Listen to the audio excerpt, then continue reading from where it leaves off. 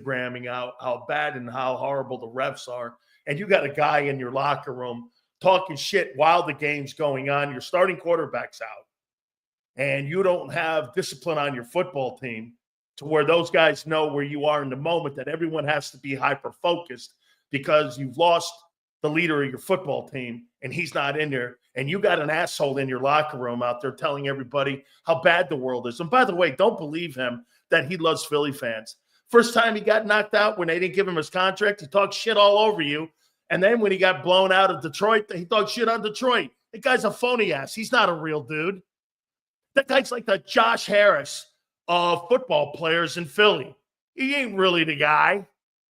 I cannot believe that people can be so snowed by bullshit. I mean, dude, don't ever believe anything out of Novacare. If you believe anything out of Novacare, it's like listening to the White House press secretary talking to you.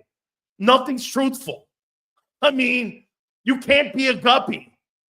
I call people like you sheep. Sheep. Have a mind of your own. You know they're not going to tell you bullshit. By the way, then you got Jalen Carter acting like an asshole 2 weeks in a row. I'm going to get to Angelo here in a second, but I got to say this to you. You know, somebody brought it up earlier. His name was Troy, about undisciplined people. I lost a friend in Jerome Brown because he didn't have discipline in his life. Jalen Carter was involved in a situation where someone lost their life. Son, those microcosms of your life, they're important because if you're constantly making these mistakes because of lack of maturity and discipline, they're going to follow you. Some are going to be catastrophic like Jerome. Some are going to be catastrophic to your career. The NFL is an unforgiving place. You're not graded on a bell curve. It's not a bell curve. Success, failure. There's no gray area. The only people that have gray area are people that sit in the stands. There's the reason there's more people in the stands than on the field. Okay. And Nick Sirianni, you know, I talked to him. Did you? That was the lack of discipline. That team was not disciplined in that game against an NFC foe, and you gave them a chance to win. Pickett was okay. I mean, again, that coach is going to cost you. Let's bring in our friend because he's been saying this from day one. Angelo Cataldi, the legend, and I got to start it out by saying this. Holy cow, I come floating into your city, and I didn't realize the collateral damage that I was going to get being your friend and being Howard Eskin's friend. I have no idea.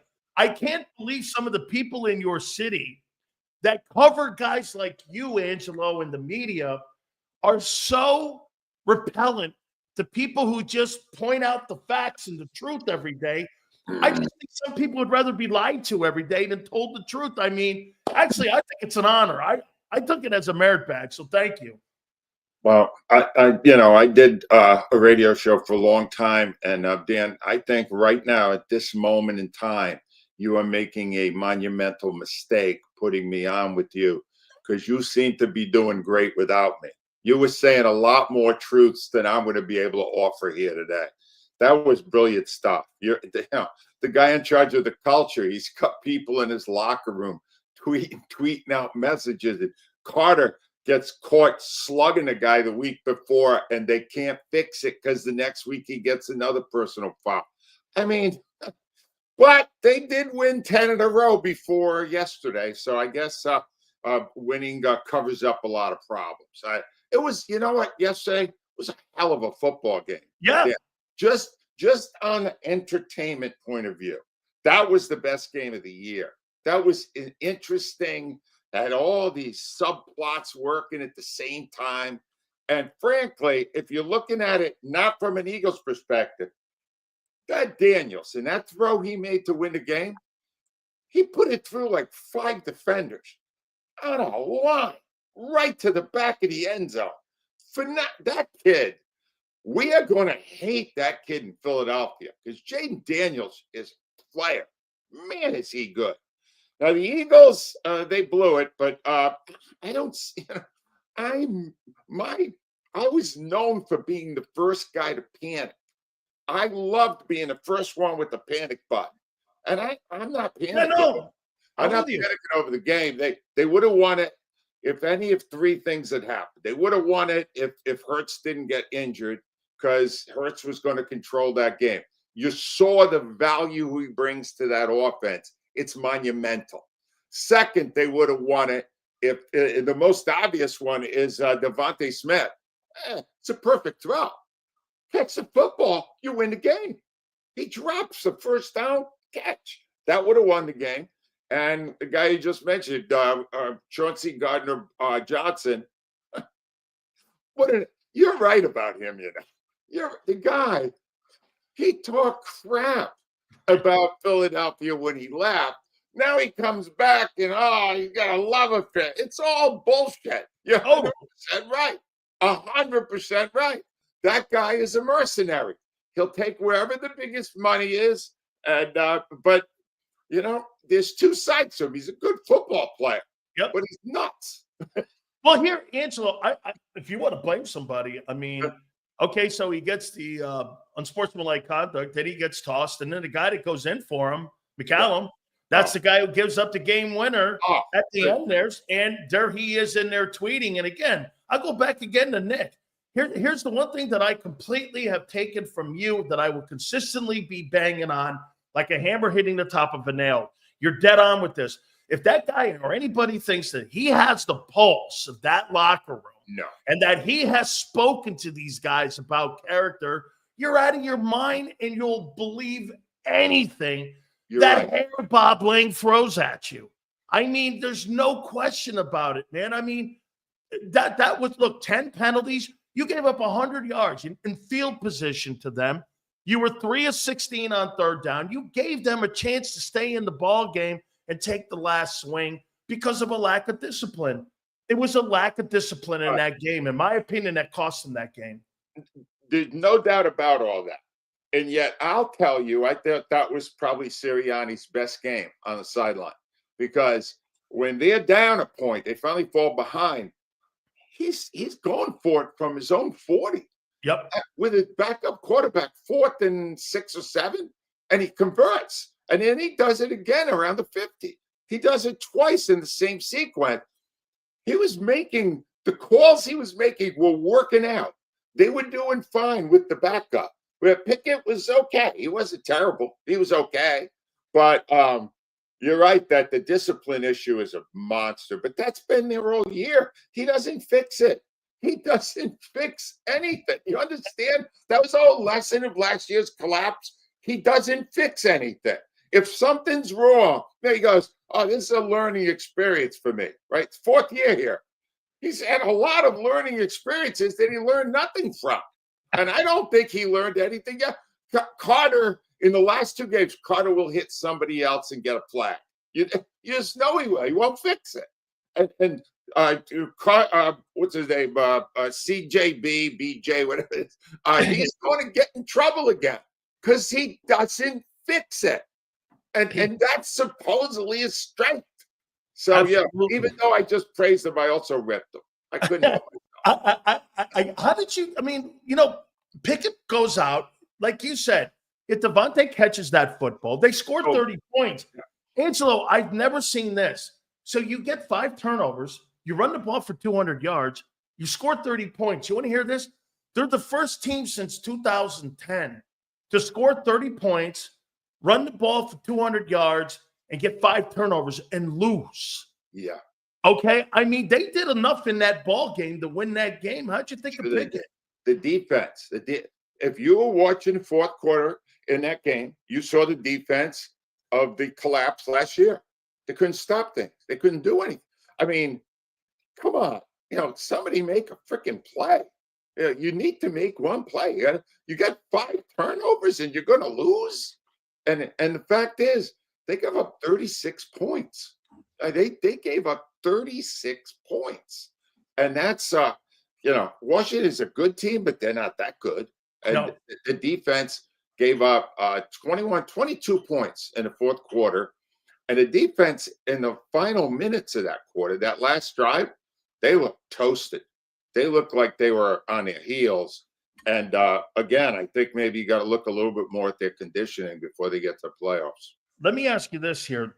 Barkley's like 230 some odd yards or 260 yards to the 2105 of Eric Dickerson, who I was in the league at the time when he got that record. I mean, Angelo, and I know you remember his first year, he goes for 1885.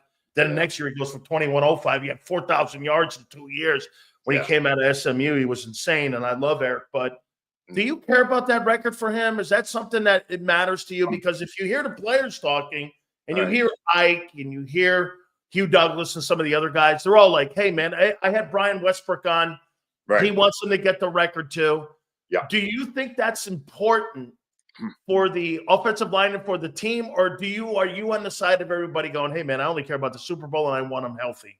Well, all right. Here's the thing. Nostradamus is making a noble return. All right. A new prediction. All right. Here we go.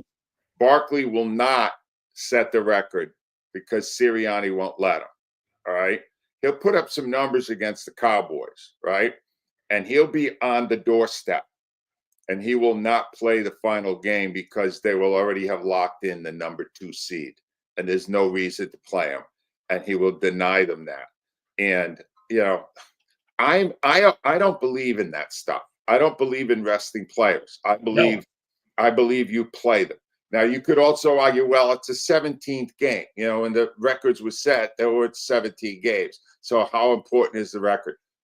It would be a great thing in the first year he was an Eagle if Saquon Barkley set a record for the most rushing yards in the history of the NFL. How bad would the Giants look? How dumb would they look? I look at things that way, and I say, play the damn guy. I don't believe in load management or all this sissy stuff that you see. I don't believe in it. I want to play my players. In fact, I'm worried now about Hurts because the way this usually works is that Hurts will not play again Sunday. He will not clear the protocols. Usually takes more than a week to do that. Now you got one game left against the Giants, but by then everything's going to be locked up, and Sirianni's not going to want to play him. So he didn't play much yesterday. He's not going to play next Sunday. He's not going to play the final game, or maybe only a quarter, whatever that is. Then he's going to play after a month of almost not playing at all. I don't like it. To me, you're not getting a guy who's right in rhythm of what he needs to do. I say you play them. You're right, because then you go back to kind of feeling like a little preseason, getting ready to get into the postseason here. And I'll add this to you here.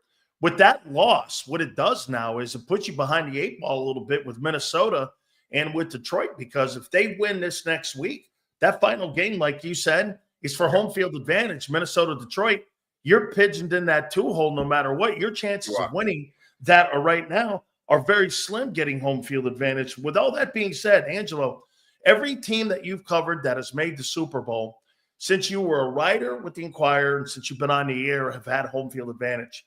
The Eagles the Eagles, I believe, won your division. They won the East in 80. The Raiders were the wild card team that won the Super Bowl that season. Then when you guys went in 2004, I believe you had home field. Then I believe also in 17 you had home field.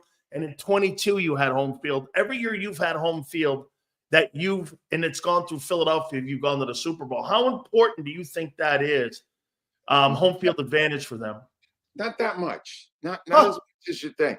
I only think there's 3 teams that have a chance to win the Super Bowl. I don't think Buffalo's going to make it. I don't think Baltimore didn't look that great when they faced the Eagles. I think it's the Eagles, the Chiefs, and the Lions. I think those are the 3 teams. So the Eagles are going to face, in all likelihood, a game in Detroit, the NFC Championship game. I kind of like the Eagles in it. The Lions, they're not playing their absolute best football right now. And the Eagles are capable of taking them out, especially if Barkley is back in the groove the way he's supposed to be. And the Chiefs, geez, if they just get a fairly officiated game one damn time, the Chiefs are overrated. I'm sorry, what are they, 14-1? 14-1. Like 8 or 9 of these games they won on one play, close game. The flag comes out. The Eagles have as good a chance as anyone right now to have a break. They really do. And I'm saying this after a loss. But I mean, geez, do you want to win 13 in a row and go into the playoffs? You really No, want to do that and then have a bad game then? To me, it wasn't a terrible thing what happened yesterday. And frankly, because I'm no longer doing a daily job at this, I was so highly entertained by that game that at the end, I didn't even feel that bad. I felt no, okay. It was all right. that wasn't a takeaway game where you went, oh my No. God, there's massive troubles. You were like, no, there were all kinds of circumstances. And again, not to make excuses for anything here, because I said this, Angelo, it really didn't matter if it was the Commanders, Carolina, the Steelers. This was going to happen. You're not going to play that high level week in and week out. You're going to have something happen, a quarterback get knocked out. So again, like, this is the war of attrition. You're in week 16 of the NFL. Right. I mean, this is what usually happens here with this. I got to ask you this. If you had to have a coach your football team in an NFC title to get to a Super Bowl, who would you take, Nick Sirianni or Andy Reid? Oh, that's so unfair. That's so hurtful. Can I have Mahomes too if I'm getting Reid? Because Mahomes is the brains of that operation. No, I want you to have McNabb is the quarterback. Yeah, this is so unfair. Not even Hurts. I want so McNabb. unfair. But I got to be true to, I got to give an honest answer, and it's Reid. Sirianni is a boob. I'm sorry. I don't care what his record is. Sirianni, on the sideline, it's a clown show. He's always got something. They're losing, they're winning. He's telling jokes with the refs. He's got all this stuff going on over there. You go, you think at any point he's actually doing any coaching?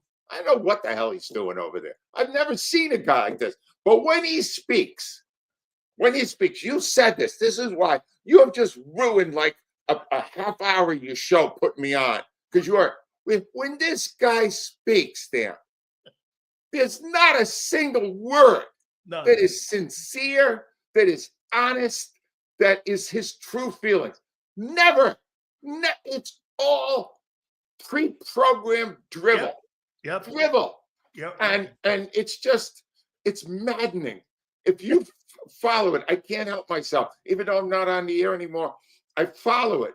And it drives me to distraction every single week. Because even when they win, the stuff he says is stupid. It's just annoying. Tell me, Angelo, by the way, I have a Sixer comment for you that I have to ask you here at the end here. Let me ask you this here about Andy. Tell me why, educate me why you look at him, and correct me if anything I'm saying here on him. All the years that you had him on, I believe he was there 14 years there in Philly, okay? And you had him on. Why do you look at him and you do not believe that guy is who he is?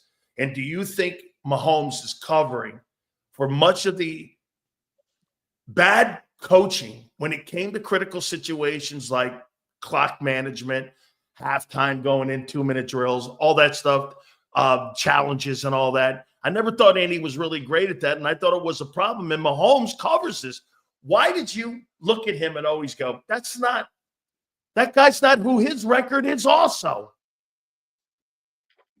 I think that's true. We used to have a regular guest every Friday. I know you're familiar with his work, Mike Lombardi, longtime executive, worked for the Eagles a while. And he used to laugh about how awful Reid was at knowing when to call timeouts, when to manage the clock. And that was throughout the McNabb era, right? And then suddenly he got Mahomes in Kansas City, and now he's really good at it. No, he isn't, right? That's his quarterback. His quarterback knows exactly what to do. He's completely on board with the time and the situation, and he is very, very smart within the context of the game. McNabb, not so much, all right? You needed a coach for McNabb, and he couldn't do it. This guy, I guarantee you, Dan, that if Mahomes didn't come into Andy Reid's life, Reid would still be sniffing around for his first championship. because he's so ridiculous. Do you see him on these commercials now? Does he look good there? Is he really selling you a product there? He's lousy at that too. Do you understand? A lot of these guys, this is something I learned from all the years of coaching teams. A lot of times, great coaches end up not winning for whatever reason. There's a lot of other things going on. Their general manager, the ownership, there's a million reasons. And there's some coaches who aren't that great who end up in clover. That's Reed with Mahomes, right? And Reed will go into the Hall of Fame. Oh my God, when he retires, it'll be, I'm moving to another country that year. I don't want to see any of it. But the bottom line is, you would have to be Rich Kotite to have me pick Sirianni to coach in a game.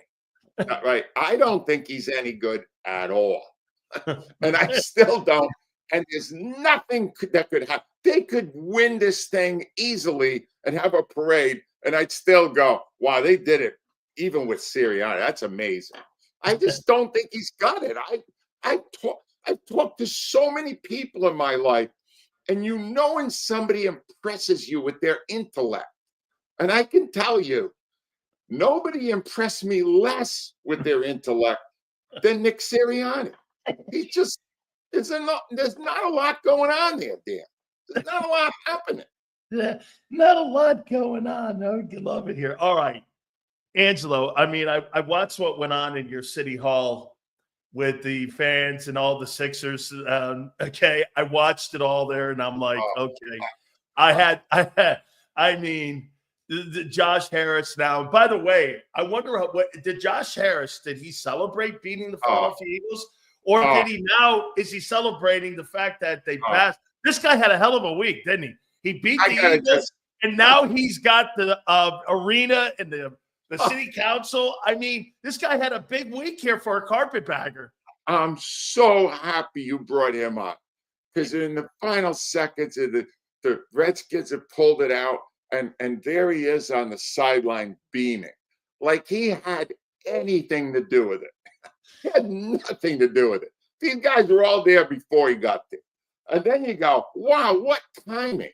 He just fleeced the city out of God knows how many millions by destroying the best sports complex situation in America, all four teams in one spot with a network of highways around it. No, let's jam them into the middle of the city, ruin the culture of Chinatown, and make this guy a lot richer. Oh, great plan. Joshua Harris. Oh, my God. I think someone had to tell him that the Commanders pulled the game out. I think he was just waiting on his other. Did we win? Did we win that game? He's horrible. That guy is an awful owner. Awful. Let me sneak this last one in on you, because you told me something, and you and I know this business. You know it way more than I do, obviously. And I'm talking the radio business. Was this an agreement that was reached with Howard Eskin and Odyssey that it wouldn't be an immediate release, that it would be him leaving at the end of the year? Or do you think it was just his call that he wanted out? It was neither. I gotta watch. I have some information here that I can't use all of it, because what I could tell you is unequivocally there was another incident. It was not sexual, but he had an incident a couple of weeks ago, and it was in public, so there were people who saw it. And as a result of that, there was about 10 days of meetings to come to terms with. He wasn't going to be able to stay, because at that point he was already on zero tolerance, and something else happened. But it was not sexual. Now, the first incident that happened last summer, that was with the Phillies. That was where supposedly the woman, he kissed her and she didn't want him to, or whatever went on there. That was not this situation, but it was a situation involving a woman that led to him having to leave. See, the tell on it was that he did not finish the season. And yesterday, the WIP broadcast of the Eagles game, for the first time in decades, had no sideline reporter. Huh. They had no one.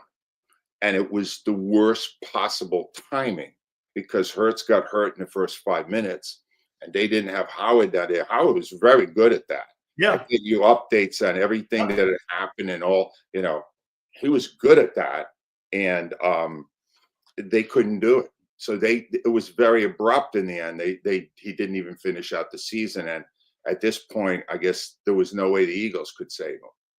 But, I texted him, and I think people should remember him. Despite a bumpy final year, they should remember him. He was the guy that set the path for all of us. He was the prototype of the Philadelphia sports talk host that many of us stole from. And his legacy should be that he was a true pioneer, despite the fact that toward the end, things didn't go so well.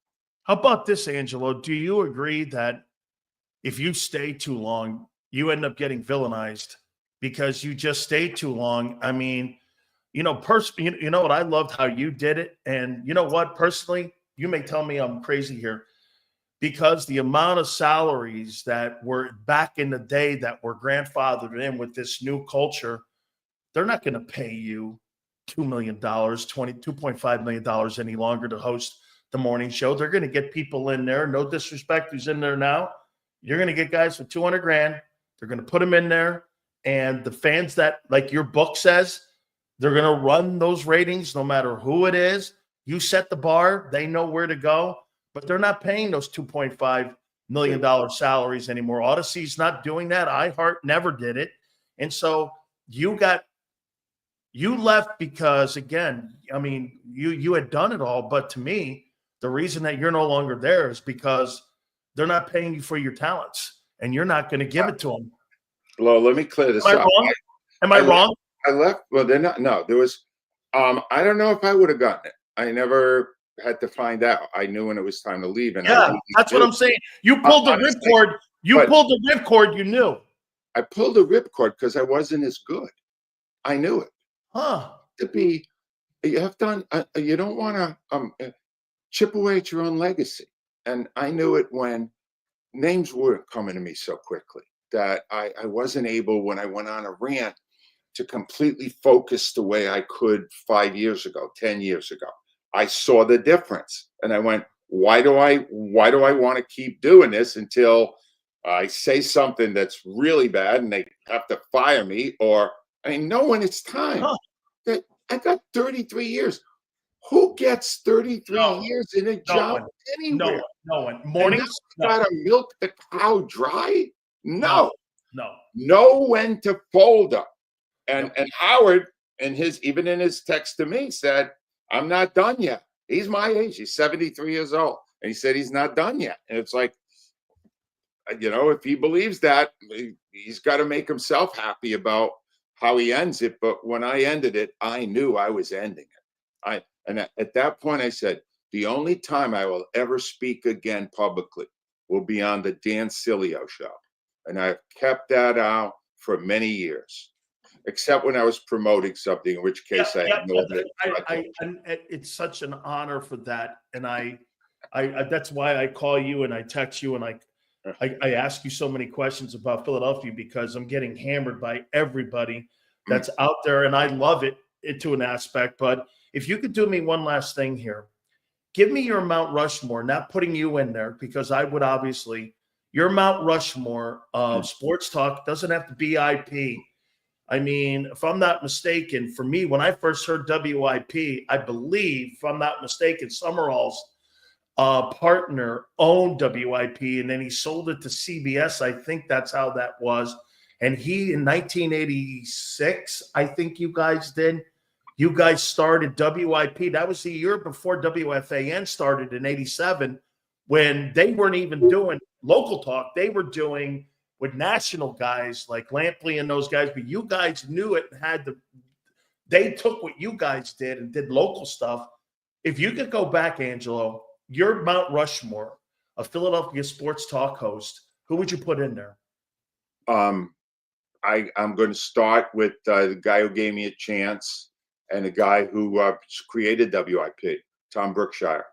Tom Brookshire is amazing. I mean, yeah, he was a different style than me by a large margin, but I like pioneers. That's why next to him is Eskin, Howard Eskin, because Howard Eskin did it longer than any of us, and he kind of created the template.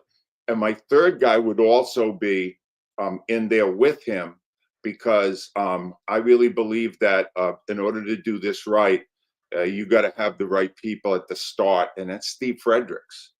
Steve Fredericks was there with Howard at the beginning, and I got to go on his show a number of times when I covered the Eagles. I would put him there. And the fourth on Mount Rushmore, I would definitely put Rhea Hughes, because Rhea Hughes is so great at her job. I mean, people go, well, you're out of your mind. Rhea Hughes, she wasn't even your main host, but Rhea Hughes is so good at so much of sports radio. I'm going to put her there with the three gods. How's that? Why? You know why you tell me. There's certain people sometimes when you have in a room with you that fill gaps and make the whole thing work, and it's smooth. You can have another high personality with you sitting next to you, and you can have all of that, but there's always that one person in the room that kind of like smooths it over.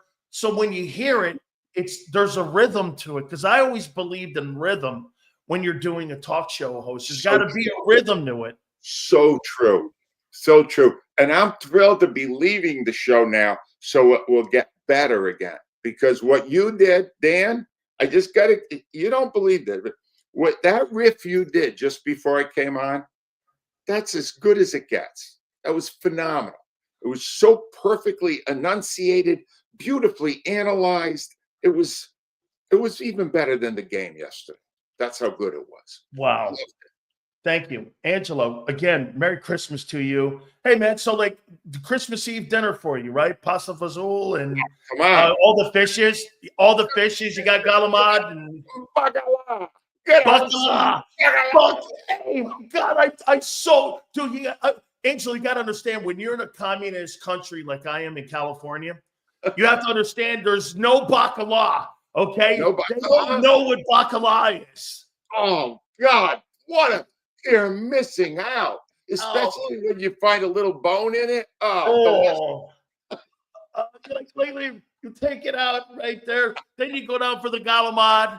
Then the nice galamad. And of course, I'm a scungil guy. Oh, you gotta have scungil. What are you kidding me? I'm a scungil guy. So, I mean, hey, and then of course you end it with a great cannoli, a Philly cannoli. Holy shit, right? A Philly cannoli. You just have to end it that way. Make sure you tell your family and your wife, thank you for sharing you with us all the time. I can't thank you enough, my friend. It's an honor, Dan. Have a great holiday to you and all your many listeners and viewers. It's an honor to be on your show. Thanks, buddy. Thank you so much. Merry Christmas to you, Angelo. That is our good friend. Whoa! How you doing? Remember, who's taking the baton from him? He's here with you. Thank God they hate it. Just when I thought, hey, you know where I am right now with JAKIB? Just when I thought I was out. They pulled me back in. They pulled me back. Oh, they pulled me back. Hey, I'm Reyes. I gave my daughter gabagool the other time. We went out to dinner. We don't really go out to dinner a lot any longer, but so we decided to go out to dinner. And she had gabagool. And it was great. I was like, hey, how you doing? Hey, Zander. Hey, look at Zander, what he's done. This son of a bitch has done something to me. Do you know what Zander Krause and his old man, Mr. Rue? Mr. Rue's giving me shit yesterday to give Zander shit on the postgame show. Hey, what happened to that defense? I mean, like a true Philly. These guys are totally Eagle Philly fans. Don't think they're not. Holy shit. I mean, hey, what happened to that defense yesterday? I was like, okay. Yeah, you know what I'm needing. Right. Hey, you know what they've done? They've given me an injection of rejuvenation. Like I'm taking testosterone or something. I don't know. Not that I need it, believe me. Do I look like a guy that needs it? I don't think so.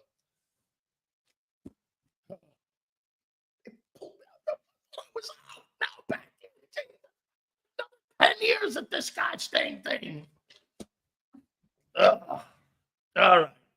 Gary Cobb will join us at 4:30. Then we're going to put our friend in, Zander Krause. By the way, performances of the weekend, playoff picture, and our topics. We haven't even gotten to our topics yet.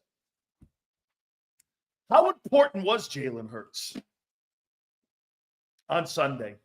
How important do you think he was on Sunday? All right. Don't forget, folks, our good friends at BetUS. We are powered these last couple hours and the next couple hours here with our friends at BetUS. Don't forget to check them out on the YouTube 150. We have teamed up with our friends.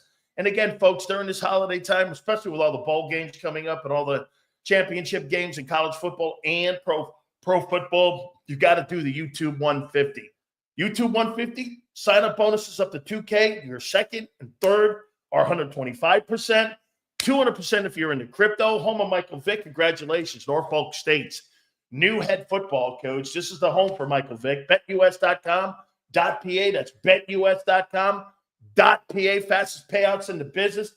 24/7 personalized service, 365 days of the year. Live wagering on all major games. BetUS.com.pa. That's BetUS.com.pa. Do me a favor. Tell them Big Sil sent you. If you missed any of today's show on the JAKIB Media channel, listen to the podcast on your way home. Available on YouTube, Apple, and Spotify.